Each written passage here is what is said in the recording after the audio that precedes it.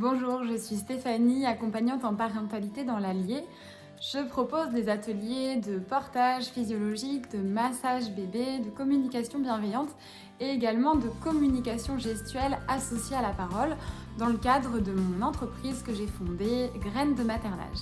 Je suis également maman d'une petite fille de 3 ans et demi avec laquelle j'ai pu utiliser beaucoup des outils que je transmets aujourd'hui aux parents.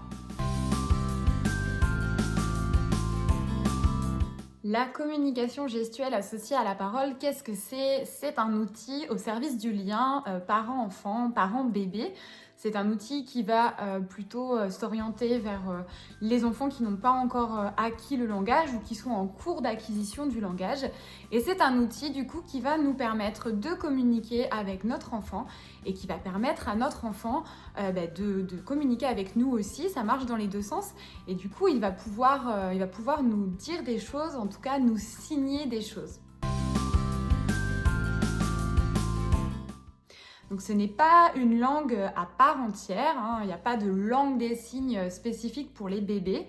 Moi, j'ai été formée par le label Signes de main et on insiste bien sur ce terme de communication gestuelle associée à la parole, c'est-à-dire qu'on va emprunter certains signes qui existent dans la langue des signes française, qui elle est une vraie langue avec une syntaxe particulière, une grammaire, etc. On va emprunter quelques signes de cette langue-là pour communiquer avec bébé.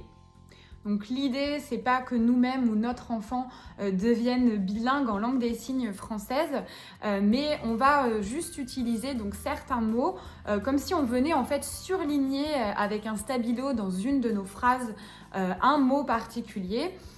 Donc ce mot-là, on va le signer en même temps qu'on le dit. C'est pour ça qu'on parle de communication gestuelle associée à la parole. On y met toujours le mot en même temps que le geste.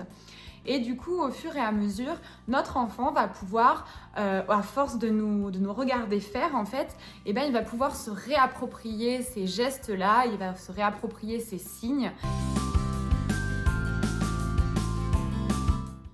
Donc c'est un outil qui est déjà utilisé depuis une trentaine d'années outre-Atlantique, donc qui nous vient des États-Unis et qui connaît un essor assez important ces dernières années en France.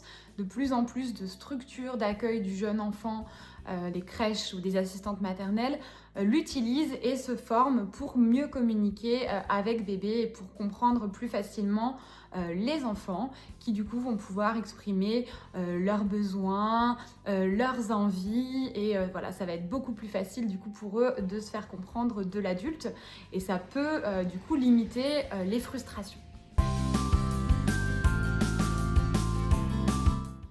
Dans l'atelier découverte de communication gestuelle que je vous propose, on va pouvoir découvrir un petit peu plus cet outil, d'où il vient, quels sont les bienfaits, comment on va l'utiliser concrètement. Et puis bien sûr, on va découvrir des signes puisque c'est le but. Donc le premier atelier, il permet de découvrir les 20 premiers signes, les signes de la vie quotidienne, voilà, des choses dont on va se servir finalement quotidiennement, changer la couche, manger, etc. Donc on va découvrir tous ces signes-là avec des petits jeux, donc de manière ludique. Donc vous pouvez y participer avec vos enfants. Si vous avez des enfants plus grands qui parlent déjà, en général ils sont ravis de participer à l'atelier et de découvrir les petits signes, les petits jeux, puisque voilà, il y a des petites comptines, des petites histoires. J'essaie vraiment de faire ça de manière vivante et créative, même à distance. Donc les plus grands, en général, sont ravis de participer et puis de découvrir ces signes qu'ils vont mémoriser du coup super vite et qu'ils vont pouvoir réutiliser avec le plus petit de la famille. Donc, pour en savoir plus sur cet outil et commencer à signer avec votre enfant, rendez-vous au prochain atelier et vous pouvez me retrouver sur le site de fourmili.fr.